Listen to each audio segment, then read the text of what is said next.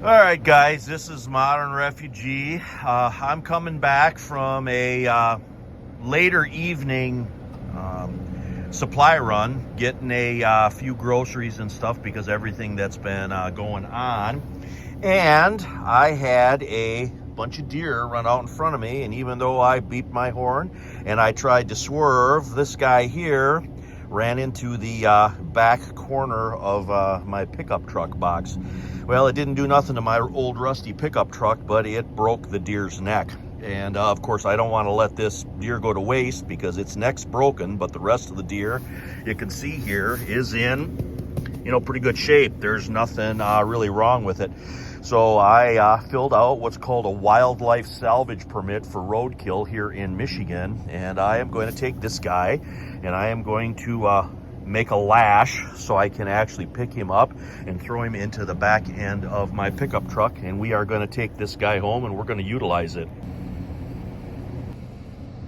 All right, guys, I have gotten a couple of things out of my get home bag. Of course, my headlamp, and then I got a hank of paracord, and I have a bowline loop on the one side, and I threaded that bowline loop through with the other end or the other hank of line, and I basically did that on the front legs of the deer, and then I tied a simple double knot on the back to basically tie the legs together on the deer so I can basically pick it up kind of like a sling bag or a purse. I'm going to turn the camera around here and I'm going to show you guys that.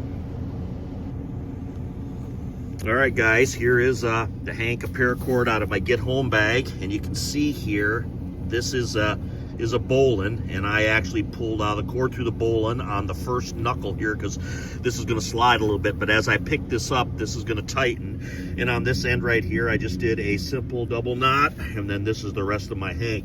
Now I'm going to take this guy, I'm going to pick him up, and I'm going to throw him over my shoulder, basically like a sling bag, and I'm going to see if I can't get this guy in the back end of the truck by myself. All right, guys, you can see here, I'm going to leave the cord on there so I can use that cord to take him back out. And basically, I picked this up here and I threw it over my left shoulder like a sling bag.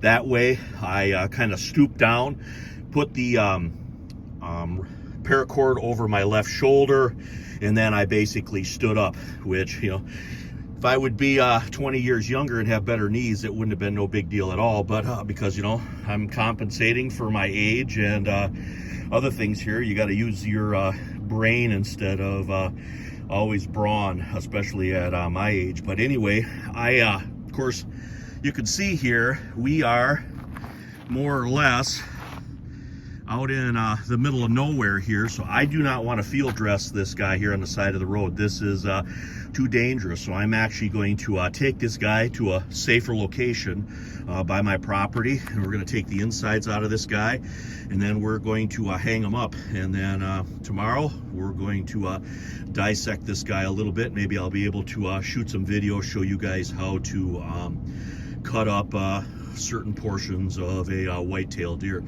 But anyway, this is Modern Refugee. Appreciate all my subscribers out there. Hope you guys always get some information, some entertainment out of my videos.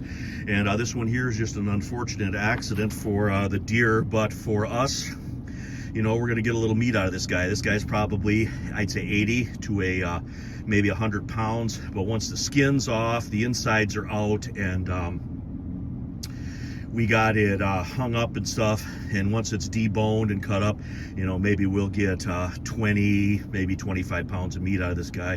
But still, that's 25 pounds of meat that we didn't have before, and because the injury is its neck, it's not the rest of the deer, we're going to utilize this guy. There's no sense in leaving it on the side of the road. But anyway, enough of my rambling on here. I appreciate you guys. You guys have a good one.